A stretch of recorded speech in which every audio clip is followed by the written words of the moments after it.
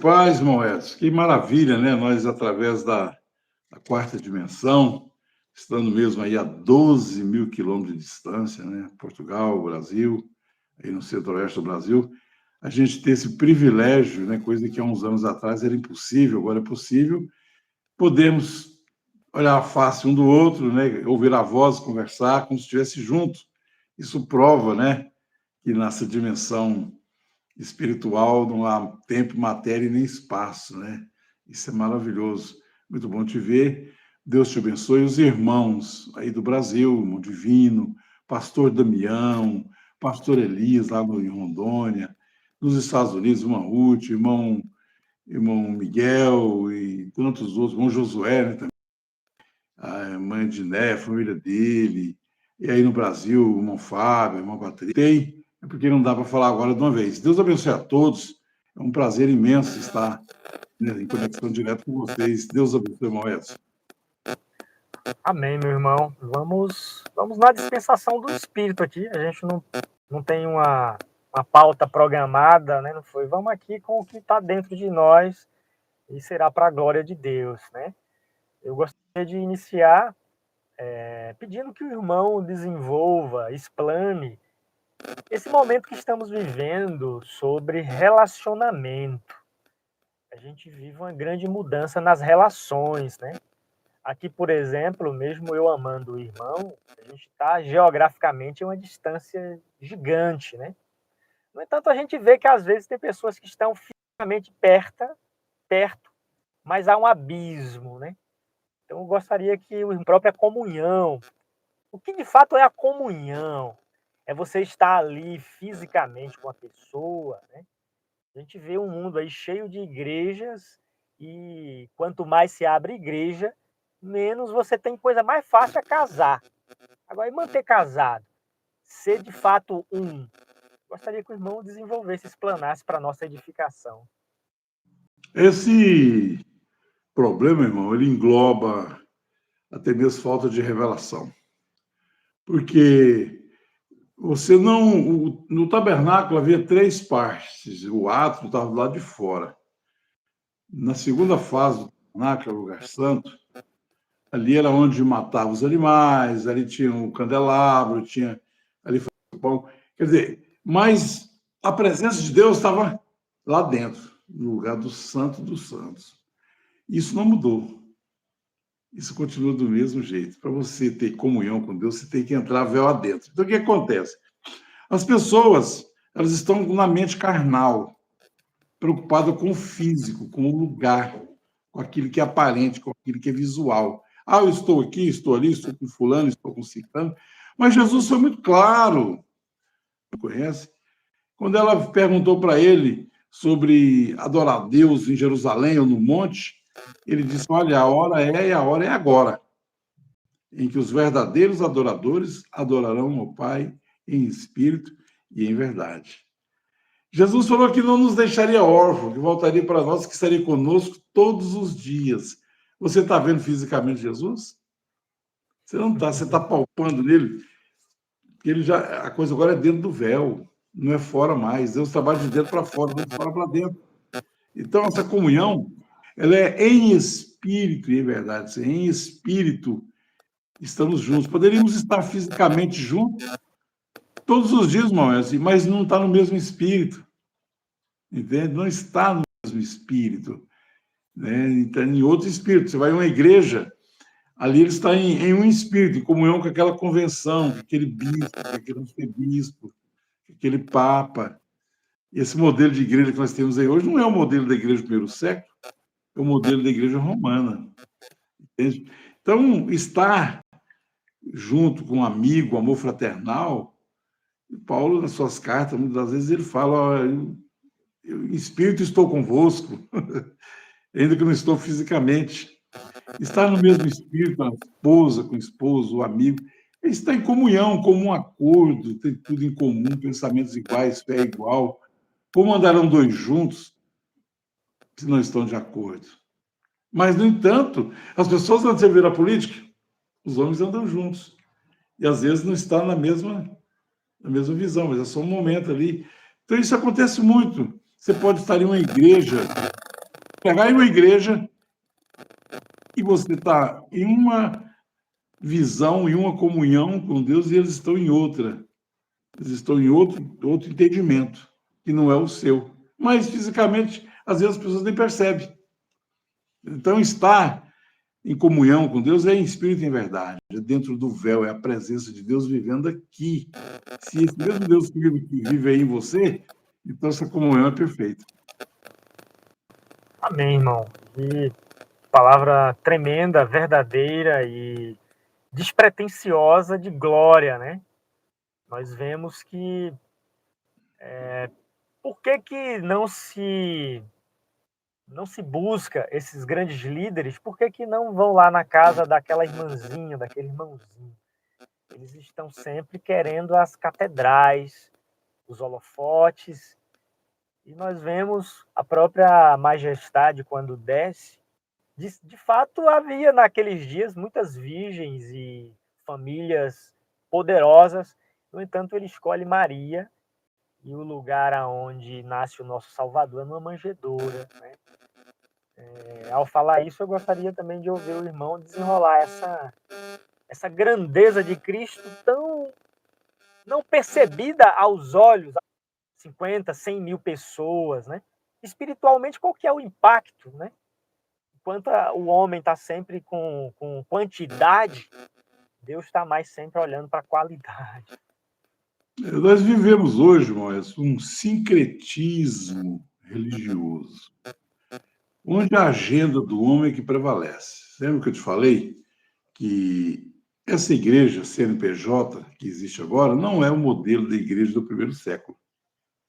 Então, sendo assim, aí a acepção de pessoas, um pregador, ele antes de ser apresentado para ser o preletor daquele evento, primeiro anunciado os anéis, os cursos que ele tem, o histórico dele, foi isso, foi aquilo nos Estados Unidos, foi professor não sei de onde, é doutor em PhD, DDD. Por quê? O povo diz, nossa, mesmo? Uau, que homem, hein?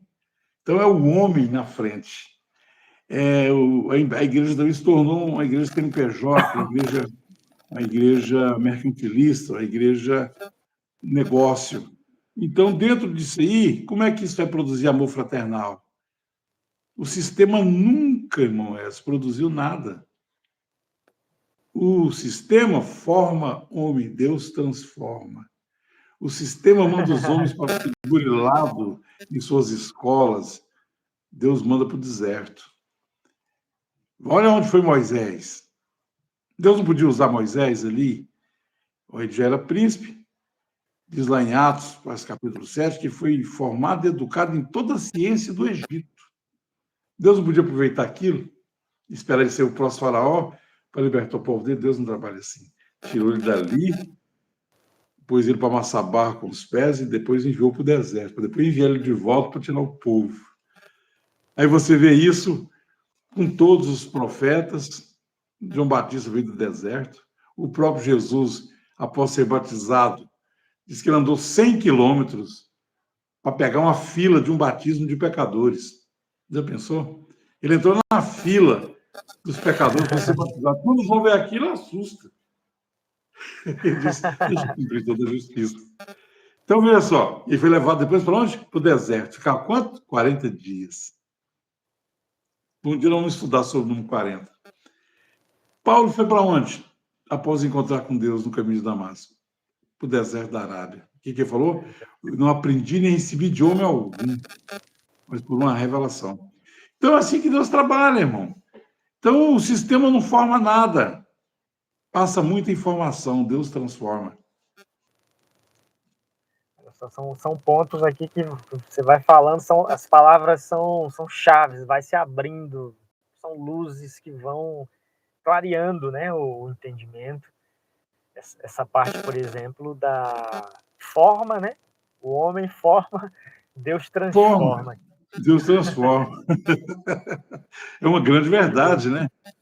Grande verdade. É tanta escola bíblica, é tanta coisa, curso de antropologia, cristologia, angiologia, heresia para todo lado. Mas Deus não Deus transforma, porque o conhecimento não muda a natureza. Eu tinha um tem um cunhado, ele tinha um cachorrinho, que a gente chamava muito, era muito engraçadinho. Ele morava lá num sobrado, e às vezes ele esquecia o portão, uma frecha assim aberta. Então fugia ali, Moés, ele ia lá, ele rolava na carniça, e ele voltava, já vinha rastejando. Meu cunhado olhava ele assim, pegava a mangueira para dar um banho nele, abre a água para dar um banho, às vezes batia nele com a mangueira, dava uma surra nele, mas assim, devagar, né? Só para. Depois dava um banho. A próxima, no outro dia, ele fazia a mesma coisa, ele saía, ia lá rolar na carniça, porque aquilo é a natureza dele. Bater nele, dizer que não pode, que não deve, não transforma. Pode formar ele na mente dele que não pode fazer aquilo, mas não transforma. Então, o crente é a mesma coisa. A escola bíblica, o seminário, nada contra o conhecimento, eu amo, também estudo. Mas o conhecimento, ele não muda a natureza. Olha só. Deus transforma de fé em fé, até chegarmos à estatura que ele viu. Podemos seguir nessa linha entrando em Romanos 12, né, que tem, textualmente falando, né, tem essa palavra, né, que é lindíssima, né? Renovado, né? Está aqui. Transformai-vos, né? Transformável, Romanos podemos 12. ler aqui literalmente, ó, no versículo 2. Ó, e não sede conformados com esse mundo, mas sede transformados pela renovação do vosso entendimento, para que experimenteis qual seja a boa, agradável e perfeita vontade de Deus. Agora, é claro, os homens tentam fazer isso na carne, com a mente carnal. Isso é a obra daquele que está aqui, não sei se é Filipenses ou no capítulo 2, que diz assim, que ele que acrescenta, efetua e acrescenta, ele que faz o acrescentar e o efetuar. Não é o exercício corporal, é uma obra do Espírito Santo em nós, o qual já está trabalhando, para levar nesse ponto de fé e manifestação, e não de conhecimento. Você lembra do nosso meio, teve gente que estava falando a palavra, né? A gente chamamos em inglês de head knowledge. Head knowledge é conhecimento mental, de cabeça. Uma pessoa não tinha aqui no coração, tinha só na mente. Então, renovar aqui, que está dizendo, é que isso é a mente de Cristo, não é a mente carnal. Entendeu? Isso é no homem interior, que é Podemos entrar. não no adâmico, não no adâmico, primeira criação, alma vivente, mas no segundo, que é criado em toda bondade, justiça e santidade. Essa é a verdadeira transformação. Verdadeira transformação pelo Espírito Santo. Que maravilha.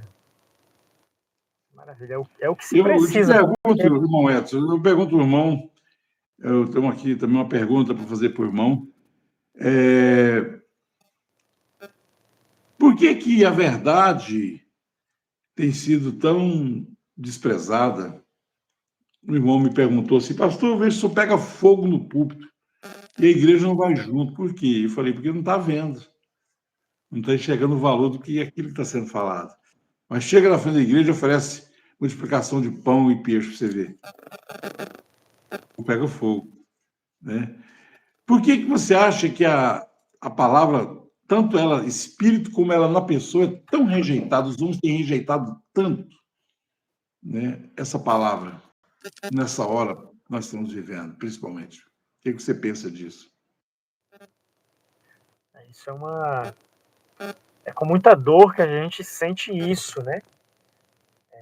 Eu agora não sei com exatidão aonde Paulo fala sobre levarmos o resto, né, das aflições de Cristo. Então, Colossenses 1, 24. Olha aí. Então, essa mesma. Estamos no mesmo espírito. Se está no mesmo espírito, ele também declara, né? Quem recebeu a minha palavra, também receberá a vossa. Quem se me perseguiram a mim, também perseguirão a vocês. Para o mundo, isso é reprovação. Nós sermos rejeitados. A verdade que está rejeitada. O celes, o véu, as pessoas não estão rejeitando a aparência, elas estão rejeitando o que está dentro. Se mudarmos aqui, nos tornarmos coach, começarmos a copiá-los em busca de multidões, de fato faremos um grande sucesso. mas o que nos conquistou, o que nos resgatou, é como o irmão descreveu.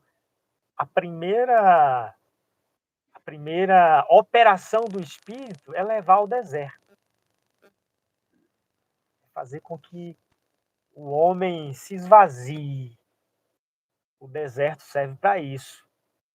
Silêncio, calar todas as vozes. A palavra deserto quer dizer dar ouvidos. Exatamente isso. A gente está num mundo de muitas vozes, né? Muitas direções. E o Filho de Deus vai em primeiro lugar para o deserto. É preciso que tudo morra e se cale para dar ouvidos a Ele, dar ouvidos a Deus. E aí, vindo para a rejeição, o que a gente pode escrituristicamente se alegrar é o que o próprio Cristo disse. Aquele que é da verdade. E aí eu devolvo uma pergunta para o irmão explanar aqui. Jesus disse, aquele que é da verdade, né, ouvirá minha voz. Então, a pergunta é, quem é da verdade? Né? Porque ele disse que aquele que é da verdade ouvirá a minha voz. Quem são esses que é da verdade? Aí é uma boa pergunta. Jesus falou isso mesmo, está num momento crítico ali, né? Preso, ele disse: todo aquele que é da verdade ouve a minha voz. Eu me lembro, vamos falar aqui de uma maneira bem humilde, está numa fazenda aí no estado de Goiás, e à noite e à tarde o vaqueiro separa os bezerros das vacas, que elas vão passar a noite, quando é pela manhã, tem muito leite, vai lá, tira o leite e deixa ainda a porção para o bezerro mamar. Então, ele ali, no aprisco, preso, ele não fica junto, porque senão ele vai mamar a noite toda, no dia não tem leite. Aí ele vai mugir. A mãe responde. Agora, é interessante como que ele e a mãe conversam à distância, no escuro. Para mim, o mugir de uma vaca da outra é a mesma coisa. O mugir de um bezerro, de um com o outro, eu não sei que, não sou imitador, é a mesma coisa, irmão. Como que há uma diferença para eles? Da mãe sabe que é o filho dela, mas lá tem 100 bezerros. Como é que ela sabe que aquele mugir é do filho dela? E como é que ele sabe lá que tem 100 vacas do outro lado, lá fora, que é a voz? Jesus disse: as minhas ovelhas ouvem a minha voz. Se o estranho chamar, elas não ouvirão, não seguirão. Por quê? Eu sou o bom pastor, quer dizer, então uma ovelha conhece o pastor. Quando você sair perguntando, e todo mundo está crendo que está na verdade. Está todo mundo com essa divisão, essa coxa de retalho, dentro dessa tal de mensagem, dentro dos outros sistemas. É uma coxa de retalho de disputas e divisões e liderança, e todos justificam estar na verdade. Mas isso Paulo fala da maneira que em Romanos 8, de uma maneira tão extraordinária. Se eu tiver aqui fácil, quero ler, onde ele diz o seguinte. Ele diz, no capítulo 8, aqui, no versículo 16. O mesmo Espírito testifica com o nosso Espírito que somos filhos de Deus. Todo mundo diz que é filho de Deus. Todo mundo diz que é filho de Deus, não é que é? Quem diz para você que você é filho de Deus é o Espírito dele. Ele diz, eu sou a verdade. A verdade é o pensamento expressado em palavras. Essa palavra se fez carne, João 14. Como que pode a pessoa dizer que aceita Jesus e não aceita a própria palavra, que é ele mesmo? Um simples batismo, e elas já estão batismo com fogo. Mas vamos voltar lá atrás, no prezinho. Vamos mostrar um batismo em nome do Senhor Jesus Cristo, não é problema. Como é que a pessoa diz que aceitou Jesus? Aceita Jesus hoje, irmão! Aceita Jesus, chamado de altar, quando os nossos chamados eu vi. Mostra isso ali, se a pessoa aceita. A igreja local já não, isso aí não. O DNA seria o teste de DNA, né? O teste de DNA claro, é esse teste da palavra. Olha, é tipo da coisa, isso aí, Salomão com tanta sabedoria, né? Aquela confusão, quem que é a mãe do menino? Ele pegou uma espada bem afiada, bem grande, e falou assim, já vou descobrir agora. Vou partir o menino no meio e dar um pedaço para uma, um pedaço para outra. A mãe verdadeira falou assim, não. Preferia perder. Às vezes nós preferimos perder tudo nessa vida por causa dessa palavra. É quando você perde companheirismo, é rejeitado por colegas que você gostaria tanto de andar com eles. Aí é nessa hora, por causa desse menino.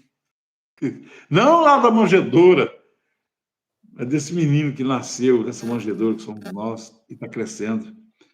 Por causa dele, nós preferimos, então, fazer igual Maria, né? Padecendo, escondendo a barriga, andando ali e tal, preparando um chovalzinho, ali os trapinhos de coisa e tudo, pobrezinho e tal, juntando, escondendo a barriga para não ser apedrejado, tentando o máximo, que tinha que ser meio ter mais jeito.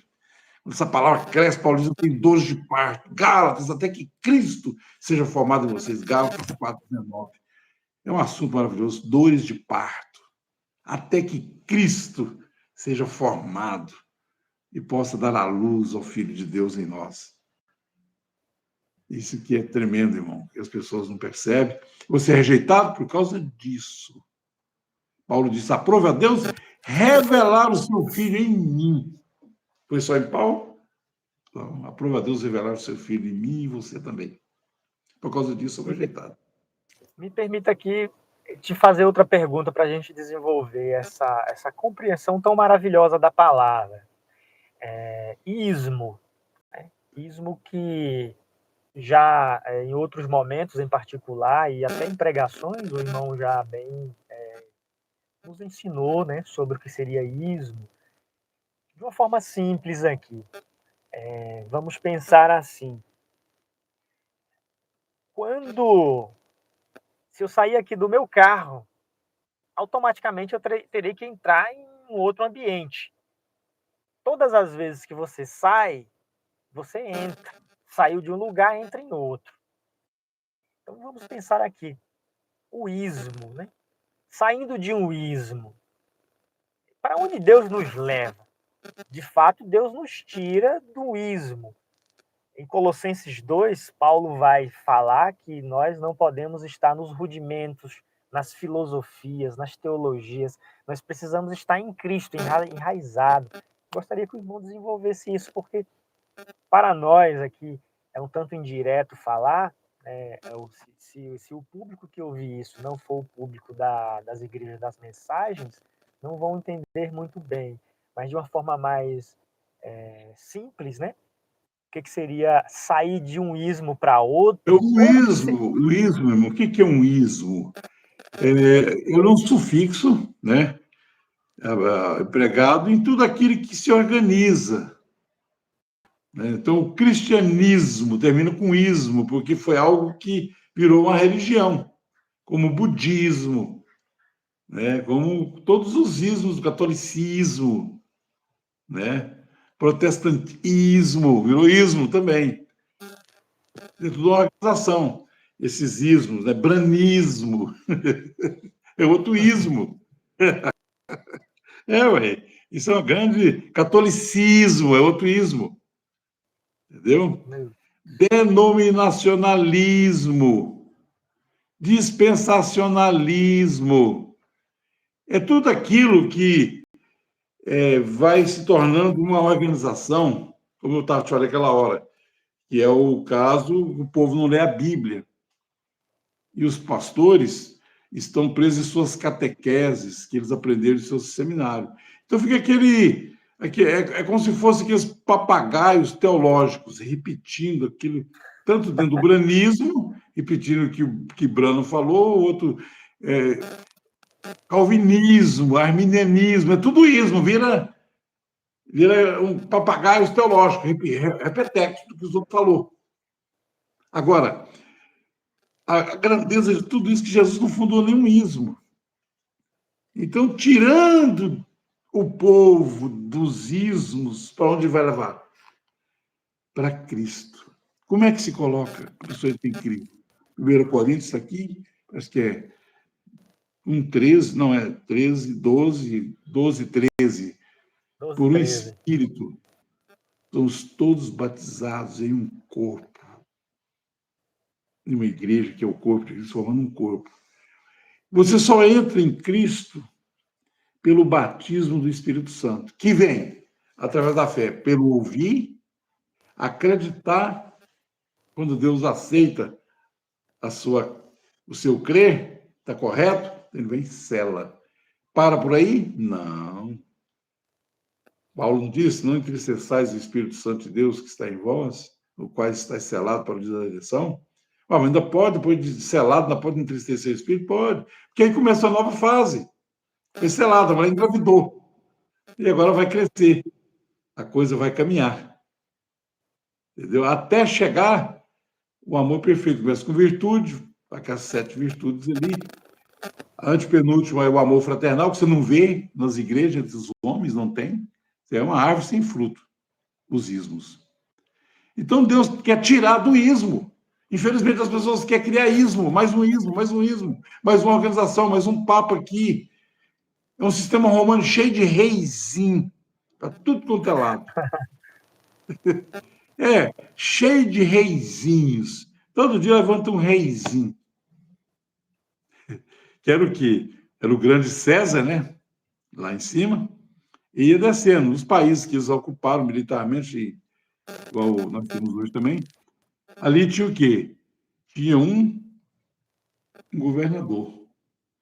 Tinha um rei, tinha um governador e tinha um tribuno.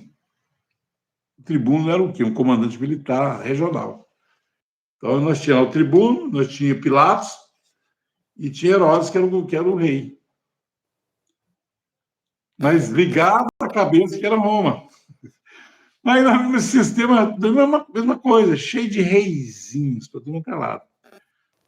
E o povo não vê isso é ismo. Aí fica esse povo aí dessa tal de mensagem, gostando de chamar os outros de ismo, sendo o ismo. Criticando a denominação, sendo a denominação também. Sendo o ismo também. Entendeu? Tudo que organiza. Vira ismo. Entendeu? São assuntos maravilhosos que a gente tem assim centenas para perguntar, para discorrer e para cumprir com o chamado que é o dom é para servir o próximo, né? O dom nunca é para sua própria utilidade. Prazer, Os talentos que Deus nos deu é para indo aqui a um outro ponto, mas que para nossa edificação também sempre. Recentemente eu estava meditando sobre o evangelho não encontrar concorrência, né? O evangelho, o que tem concorrência e o que se disputa são denominações, mas o evangelho não encontra concorrente. João 14,6, Jesus afirma que ele é a verdade. Então, a verdade não encontra concorrência. Eu trago aqui uma pergunta para a gente discorrer aqui. Por que Jesus é a verdade? Por que ele é a verdade? João 14,6. Ele é, eu sou a verdade, o caminho, a verdade, o caminho, a própria vida. Ele fala também em João, eu sou a ressurreição e a vida. Por quê, irmão? Porque nos homens está a mentira. Na natureza adâmica caída está o ego. Então, nós, nessa natureza adâmica, estamos buscando validação. A validação traz prazer. A cruz de Cristo nos causa dor e sofrimento, porque ela vai contra o ego. Se nós não temos validação dos homens, aceitação, quer dizer, a validação, a aceitação nos faz sentir prazerados e nos faz sentir que estamos fazendo a obra de Deus, estamos bem, que Deus nos abençoou. Se não conseguimos a validação dos homens, eles vão dizer assim, não tem ministério, pelejou aí, ele não é pastor, não tem seguidores, passou sem ovelha. Isso nos ofende, nosso ego humano. Mas o Evangelho de Jesus não veio para buscar validação. Jesus não buscou validação. Amém. Quando você prega o Evangelho, a mensagem da cruz, ela é insubstituível. Tem um rapaz que me ligou dos Estados Unidos dizendo: fiquei sabendo que o senhor chutou a mensagem. Eu falei: que mensagem? A mensagem, eu só conheço uma. Eu só conheço uma mensagem que salva. É a mensagem da cruz. Qual mensagem você está falando que eu rejeitei? Então, irmão, quando nós passamos pelo processo do Evangelho, que nós recebemos essa fé, Pedro, capítulo 1, versículo 7. Essa fé, muito mais preciosa do que o ouro e a prata, é testado, provado no fogo. E o fogo, ele queima, ele serve para derreter o ouro, para limpar, tirar as impurezas do ouro. O maçarico vai ali, a pedra de ouro, a pepita derrete, vira água. Tudo aquilo se junta, se concentra. Se essa fé for palha, for pedra, for feno, queima tudo, vira fumaça e acabou, não volta mais. Não aguenta o teste. Mas Deus não está testando, irmão, para castigar, pelo amor de Deus. O teste é que Deus quer pegar, assim, olha que coisa mais linda. Ó, vou fazer ela brilhar um pouquinho mais. Volta o fogo aqui. O fogo é para purificar. O fogo é para abençoar, mas ele destrói o que é palha. Esse aí queima tudo e acabou. Paulo falou isso em Coríntios. Essa sua obra é palha, deixa queimar para você ver. Quantos ministérios aí do ismo aí acabou porque o pastor foi encontrado em adultério, perdeu o povo tudo. Tudo ensino de legalismo, de ismo e mais ismo. Não é ensino do evangelho. O evangelho é que permite queda, cai aqui, levanta, aí entra amor, entra perdão, amor fraternal. Carregar a cruz significa que o Adão está indo para o monte ser crucificado. Ele está no processo da via dolorosa. E Jesus falou assim: quem quiser vir após mim, nega-se a si mesmo, toma sua cruz e me segue. Meu amigo, quando fala isso, talvez um corre para cá, outro corre para lá. Você vai na igreja pregar o evangelho, quando você igreja em Portugal, você não volta mais. Porque, eu achei que ele ia pregar para o povo ficar feliz, o evangelho coach, de uma palestra motivacional, introduzindo o sincretismo religioso, antropologia, que é o homem ali, tudo treinado, educado, e prosperando, a igreja prosperando. Fala de bênção e prosperidade da sua empresa e tal, que você vai ficar bem, que seu caso amoroso resolvido, esposa, filhos, finanças, saúde, felicidade. Isso não é evangelho. Isso não é evangelho? Eu estou com a minha Bíblia aberta diante de mim. As muitas tribulações produzem paciência. Uau, se eu fosse ler aqui, nós íamos ficar o tempo todo mostrando isso. Não precisa. O crente não precisa. Então, a validação, nós buscamos ela. Aí vem aquele negócio. Tudo que está nessa dimensão, a informação, os estudos, os ismos, eles podem formar muito bem e manufaturar até uma santidade. Mas Deus transforma, manda para o deserto, onde não tem água, não tem comida. Para que serviu o ouro e a prata e o dinheiro que Israel levou do Egito? Para comprar o que no deserto? Comprar o que no deserto aquele ouro que eles levou? Eles aprenderam a realmente depender de Deus. Aqui as pessoas, na pregação do evangelho, você tem que pregar isso, que as pessoas não querem. Eles querem ter certeza que eles vão comer amanhã, eles querem ter certeza que eles vão construir uma casa para sua velhice, que eles vão descansar. Eles querem a validação dessa vida. O evangelho fala: não, no deserto seu dinheiro não vale nada. Sua riqueza não vale nada, sua fama, seu conhecimento não vale nada. Aqui agora como é que vamos beber água? Como é que vamos beber? Como é que nós vamos comer, Senhor? Não tem comida, não tem supermercado, não tem açougue. Ah, tá bom. Vai ali, ó, fala aquela rocha lá, vai sair água para você beber.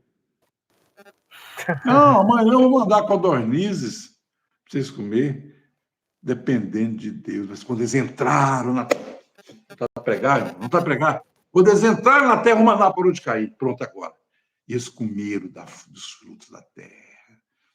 Quando você entra em Cristo, já na terra prometida, você não precisa estar mais Desligou, voltou. Você não precisa mais dessa dependência diária. Você já conquistou a terra, agora você comeu os cachos de uva. O que você plantar na terra, você vai comer. Oh, meu Deus, que pregação. Olha, eu quero empregar, irmão. Me segura, irmão.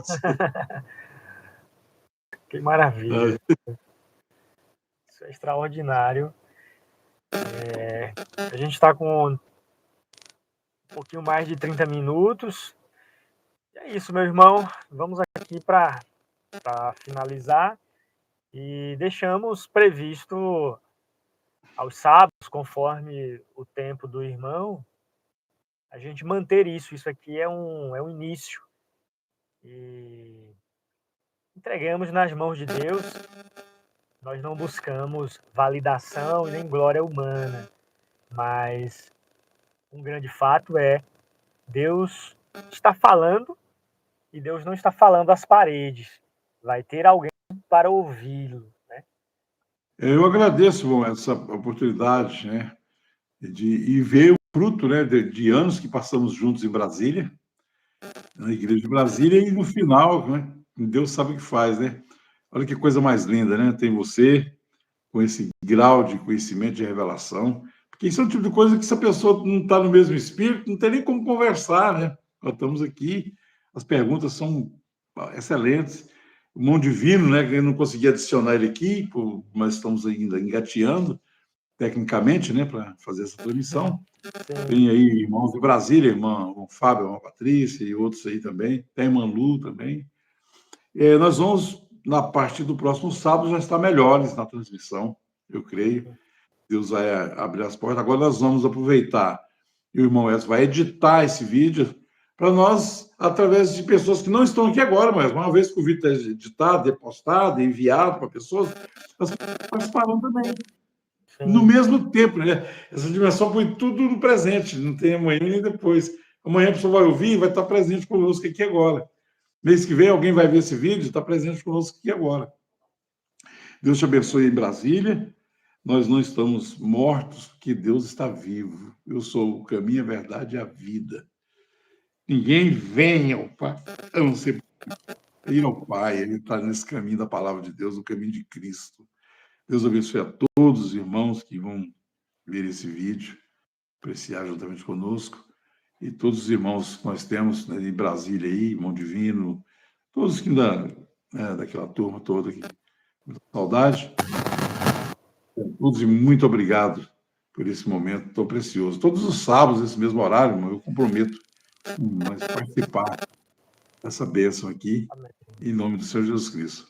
Amém. Amém. Graça e paz. Até a próxima. Graça e paz.